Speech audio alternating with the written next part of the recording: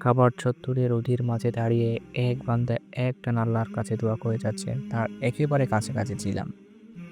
দোয়ার শব্দ স্পষ্টভাবে কানে পৌঁছাচ্ছিল। দুহাত আকাশের দিকে তুলে রেখেছেন, চোখ ভেজা। তার মুখে বারবার উচ্চারিত হচ্ছে একটি বাক্য, আল্লাহু আকবর। ভাবতে লাগলাম, কেবল একটি বাক্য দিয়ে কি সবকিছু বলে দেয়া যায়? আল্লাহু আকবর এর অর্থ কি? আল্লাহ সবচেয়ে বড়। আল্লাহ, আপনি আমার কল্পনার চেয়েও বড়। আপনি আমার দুঃখ কষ্টর চেয়েও বড়। আপনি আমার সমস্ত সমস্যা, চিন্তা, প্যারাশানির চেয়েও বড়। আপনি আমার অসুস্থতা, দুর্বলতা, হতাশা সবকিছুর ঊর্ধ্বে। এই সবকিছু আপনার কাছে তুচ্ছ। আপনার জন্য কোনো কিছুই অসম্ভব নয়। আপনি একটি "কুন হয়ে যাও" বলাতেই খুলে যেতে পারে সব বন্ধ দরজা। বদলে যেতে পারে ভাগ্যের প্রতিটি হিসাব। আল্লাহু আকবার।